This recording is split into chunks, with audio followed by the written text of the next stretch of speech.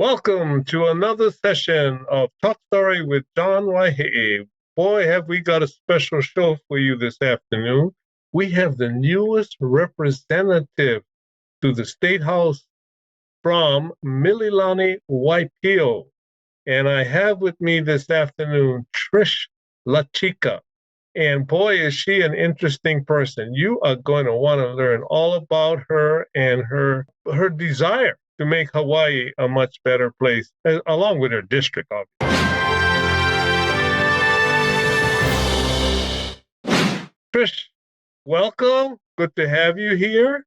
You just got appointed by Governor Green, but you're no newcomer to Hawaii, to Hawaii's government structure and the like. But I found that what little I know about your background is just so fascinating. Tell us a little bit about yourself, and just I know the people out there want to know what makes up Trish La Chica. What is it? What's she all about? Well, aloha, Governor, and thank you so much for having me on your show. It's an honor to be your guest. But yes, so a little bit about me is I was born and raised in the Philippines. Oh. And so I don't know really what the history is, but I might be the only state representative right now that's a naturalized citizen. So I am, Filipina, proud of my roots. Grew up in, um, you know, I grew up with a lot of struggle and hardships. Growing up, I was raised by a single dad. And very early in life, that kind of instilled a lot of my values of just resiliency, learning how to be strong at a young age, and just being an only child, kind of taking care of our family. So from a very early age, kind of learning how to cook, how to shop, how to clean, making a lot of those decisions. And I remember, very early on, kind of, in our street, we didn't grow up with much. So we'd be out, on the streets playing. And I just naturally kind of gravitated to being like the leader of the group. And we, form our own different, like, kids clubs and things like that. Right. It gravitated, it continued on, throughout my high school and college. So when did you come to Hawaii? Yeah, so I came to Hawaii about 15, to the United States 15 years ago, and then maybe 12 years ago in Hawaii. When I remember when I was first, really looking I was fresh out of, the Philippines and looking for a job. And it was at the peak in the height of the recession, the financial crisis. And because everybody was looking for a job at that time. There was a lot of competition. Nobody would hire somebody who didn't have any, experience, US or relevant experience from the US, because all my experience, even if I was an investigative journalist in the Philippines, didn't really. That's what's really interesting about your background. You actually were an investigative reporter in the Philippines, and you challenged the existing establishment. I read that someplace that you were Yes. An active reporter. Yeah, so that's how I kind of got exposed, because we did long format documentaries.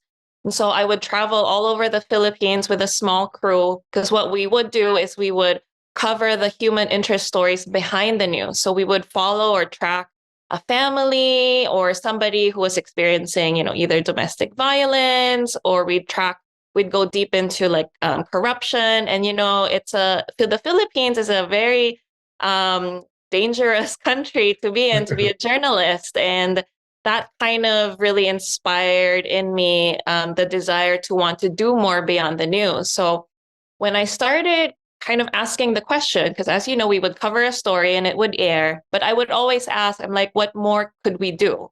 Right. And I would always ask, what more could we do? Surely there's more we could do. But my executive director at the time would say, your job is to report the news, not to intervene. And it kind of just ignited this desire for me to figure out how do I become part of the solution. And the opportunity opened up. I was still in my early, I think I had already gotten my green card at that time through my mom, who was already in the United States. But it really encouraged me to just want to pursue public policy, which is what I did. So I pursued my graduate studies in public policy, public administration from the University of San Francisco. And I did land a job for a national health policy organization based in San Francisco, which is actually where I had met then Senator Josh Green, who, of course, is now our governor. Wow, that's so interesting. So when you came to Hawaii, what was your first job? Because I know, just like Governor Green, you have a background working with people on health issues and health policy and all of that kind of area. Right. So picking up from that story from when I had met Senator Green, we had done a policy and advocacy training on the Big Island at that time. And then months after, I just reached out to him. I said, I just graduated from my from my master's. Are there any opportunities you may know about? And he said, we just have a newly elected governor, Governor David Ige. And then he was looking to staff his kind of health policy staff. And he introduced me to Beth Giesting, who was running the kind of the health policy shop in the governor's office. I applied and I got the job. And, a couple of months later, I was in Hawaii. And so my first job is, in the building with the executive branch. So very fortunate. That's terrific. So you actually, way personify what maybe one of the governor's priority, which is the reformation of health, the health system in Hawaii, and making it more accessible. And I know that from our discussions in the past, that you have a passion for families and for health and for the rest of it. How does that all come together in your persona? I mean, maybe putting it another way, how do you get to where you are? What has been your journey through all of this? So you get hired by the Ige administration, you begin working. Did you work there for 8 years, or what happened? Yeah, so I was very fortunate because through my experience with the governor's office, that's when I got to meet and really interact with all of his cabinet members, but particularly, the directors of health, human services, MedQuest, Medicaid. He had brought on new folks, and a lot of folks told me that it was the first time in a long time that all those directors were really working together. We authored what was the State Health Innovation Plan, and kind of really almost like kind of health, reform. How do we prioritize both? What rose to the top was behavioral health and oral health care. During the last recession with the Governor Lingle administration, they had cut oral health benefits. So there was no preventive care. So you could only really get, if you're a Medicaid recipient, get oral care through the emergency to the ER, where you either get sent home with pain medication or, you get your tooth pulled. And so there was clearly a lot of services lacking there, but got that experience. And at some point, it was our funding at the time was through a federal grant. And so it had expired, but before the funding had run out, I was fortunate to be able to work for the Hawaii Public Health Institute, which is actually where our story of where we met comes in, because in an unlikeliest of places is we met at our our parking garage is where I used to park when I would go to the work at Hi-Fi at Hawaii Public Health Institute, and I was the policy and advocacy director there. Well, this is, what's fascinating is, and call me a romantic if you like, but somewhere along the line, you met this great guy and you started a family in Hawaii, a beautiful family. Tell us a little bit about that, if you don't mind. A little bit about the personal side of Trish, you know? Yeah, so I was in college when I met my now husband. His name is Cricket. He has a background in tech, so he does he does a lot of programming for web and mobile applications. But we met through college, and I moved first, migrated first, and then of course he couldn't do life without me, so he pursued studies, and then followed me as well. But now we're raising two amazing little kids. I have a 6-year-old, and his name is Foggy. He just started kindergarten at Mililani Waihe'e Elementary, and then my 3-year-old, she's still in preschool, and her name is Ricky. So I have one boy, one girl, and we're raising our kids in Mililani. Most of my family is still either in the Philippines. My mom and sisters in California. But really, because Hawaii is now and Mililani is now really home, a lot of the people that have kind of been part of my extended family here, I treat as my own family, because a lot of my own family, blood family, is away from the island. But you made your home in, I guess, Mililani or the Waipiu area, right? So Correct. tell us a little bit about the district. I mean, where you live and all of that. Right. So as Mililani is a master plan community.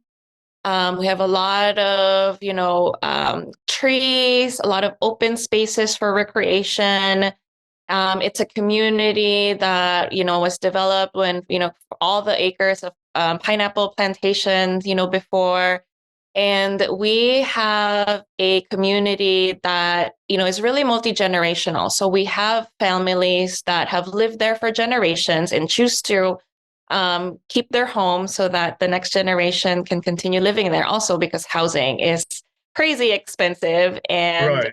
median values in our district is at 1 million already, similar to the rest of the island. But we do have also an aging community, from the folks who first moved there. At the same time, we have new families moving in all the time, because we have the best high school in the state, Mililani High School, and we have a really good school district. And because it is a master plan community, there's lots of parks, but there's also, governed by the Mililani Town Association, we have 7 rec centers with pools, classes, and lots of just activities for different families to enjoy. Well, it's fascinating because you can just see that you are a very proud resident of Mililani, and you know your district so well. I mean, I'm fascinated listening to you describing all the good things about it. We are going to take a short break, and we're going to come back in about a minute and talk more. And we'll talk about what some of your ambitions are as a new member of the State House of Representatives.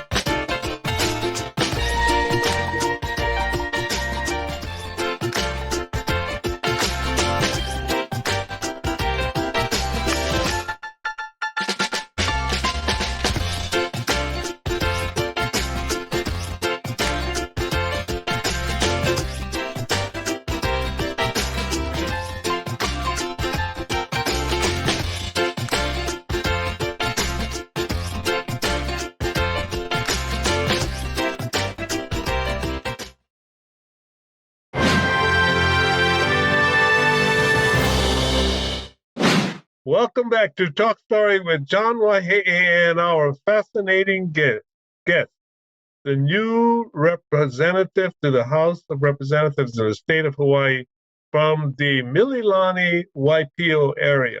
And Trish La Chica is with us.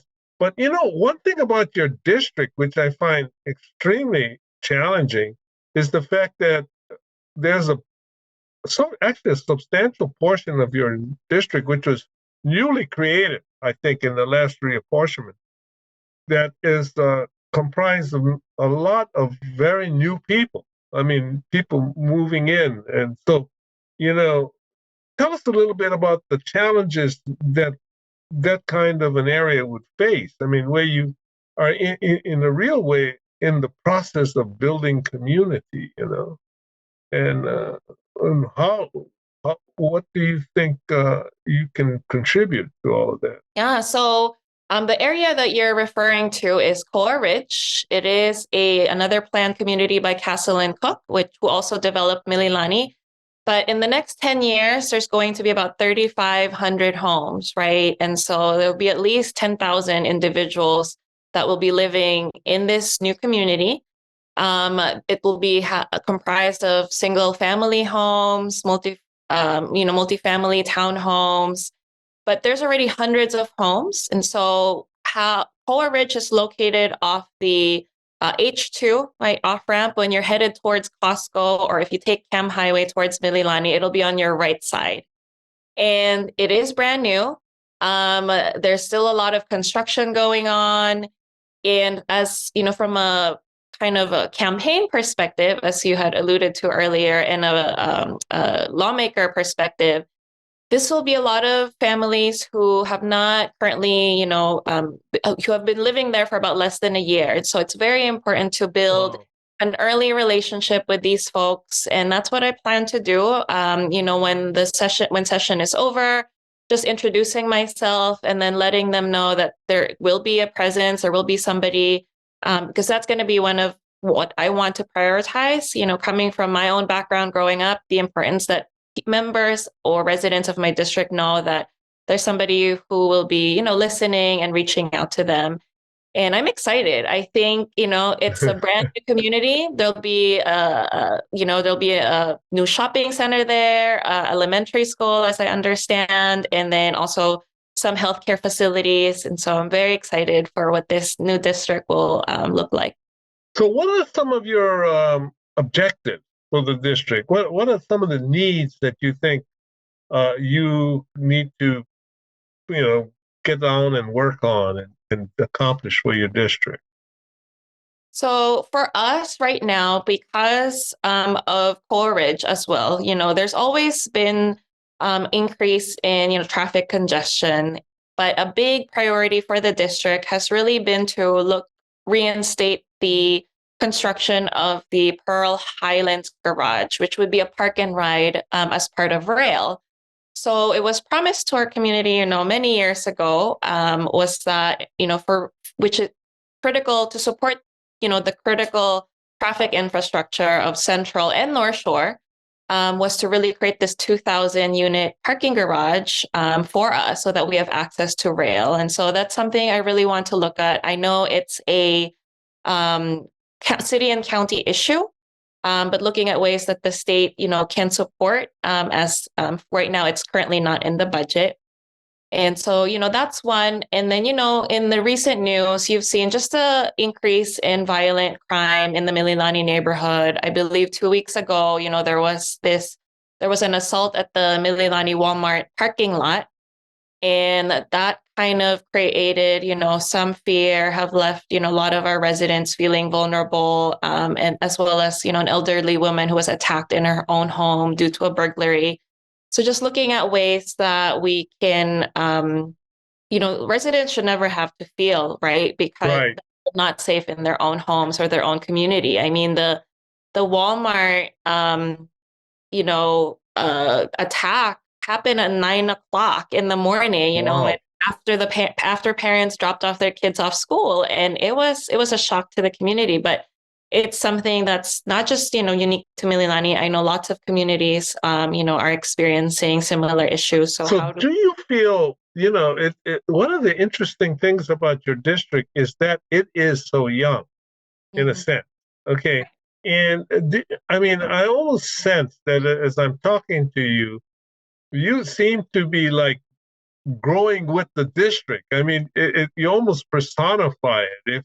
If I was going to randomly pick somebody from Mililani, it could very well be you. You know what I mean? It's just an interesting district. So you want to be integrated into the mass transit system, obviously, which you talked about. And I know that you have some concerns about healthcare. What can be improved about our healthcare delivery system for your district? And well, you got Waihe'e Hospital out there, right. which Yeah, we did lose, long-term care beds with Waihe'e, and I know it's always an issue on, how to continue to support and fund, but there are a lot of folks who work in the, Waihe'e General Hospital, as well as a lot of residents actually work in healthcare who live in the district. But as I mentioned, our aging community, if they don't have private, health insurance, it's really hard for them to access health care services, because we have Waihe'e Health Center, but they really have to go and drive into town for a lot of specialty care. And, that's something that's experienced, across the states. I'm very supportive of, Governor Green's priorities to help make, living and working here in Hawaii more affordable, particularly for healthcare professionals. So he talked about, loan repayment, forgiveness, and, other ways that, we can, continue to support healthcare infrastructure in the state. If I remember correctly, you spent some time working for the city and county of Yes. Honolulu on homelessness, which is a big issue. I mean, almost everywhere. Maybe, what are some of your thoughts about how we can do better with addressing that issue? Right. So I was the former director for the Office of Housing and Homelessness with the mayor's office. And so I, was, kind of really, in the trenches, listening and experiencing and seeing just the growth of folks who remain unsheltered and who are on the streets. And it's a big issue. I think we have a real, drug issue on the streets. And it's important to note that the folks who are homeless, don't become homeless because of, substance use issues, but rather it's what they get exposed to on the streets as a means of survival. And if, they are not able to get access to shelter, which is really a right to shelter. Nobody should have to sleep on the street, as well as access to health. Healthcare is a right. Then I think it is really, a failure of the systems that we currently have. And how do we kind of reform how we approach these things? And one of the things I did work on at the City and County of Honolulu, which we're very proud of, is a program called CORE, which stands for Crisis Outreach Response and Engagement. It's the state's first ever mobile crisis intervention program. So instead of calling, the police or calling the ambulance from the hospitals, it's really a diversion program, so that we have the dedicated EMTs and social workers who can help and with needs of the community who are experiencing any type of crisis. Well, that's a wonderful group of experiences that you are bringing into your position. So let me get a little bit into the weeds with you. And has the speaker told you what committees you are sitting on or anything like that? Has that already been done? Yeah. So I will be in 4 committees. I will be in the economic development, tourism, education, and higher education committee. Wow, that's a pretty good portfolio, and it seems to match your district. Um, what's some of your ambitions with regard to let's say higher education? You know, what's in it for your district? Do we see a community college someday being built out there for the 10,000 new residents, maybe, or I don't know. You know, it's Right. I think it will be very important to keep track of the trends. I think for education, it's really important because, the DOE, they did report about enrollment and disenrollment. So actually our complex area, Lilihua, Mililani, has one of the highest rates of disenrollment in the state. And a lot of it has to do with folks who are leaving for the mainland, for another leaving because of affordability. And so that's going to be big personally for me as I work on policies on, cost of living. And I'm raising a, young family. I want them to be able to have a future here. And so anything that really creates diversity for them to have good paying jobs in Hawaii. Of course, I can't force them if they don't want to stay with mom here, but I want to make it, not just for them, but a lot of our youth that we're losing, a lot of our very, very capable and talented folks that are leaving Hawaii for better opportunities on the mainland. That is really important for me. And so I want to be able to work on things and issues that help them to stay and help them remain rooted here. So you've already, I assume, you've already started working on getting adjusted and moving in and the rest of it. You were telling me a little earlier that you're moving in so quickly that the state hasn't given you any real furniture yet, huh? Yes. And yeah, so I will be at room 310. By the time this airs, I will be sworn in, but I really look forward to meeting with everybody and just learning. I'm kind of the rookie in the building and I have a lot to learn, but I'm very excited for the next, the session and hopefully for the years ahead. Well, we want to thank you so much. I want to thank you so much for joining us this afternoon and giving me a chance to introduce the people of Hawaii to one of their newest representative from one of the newest districts in Hawaii, which is the Mililani Waitiu, what's the Core Ridge district. So what's the number of your office again? It's House District 37, and then I will be at room 310. You heard it first, folks, on ThinkTech Hawaii. Thank you so much, Trish, for joining us. Representative, the best of luck, and I know that you will be a great success for your district. Thank you. Aloha. Governor.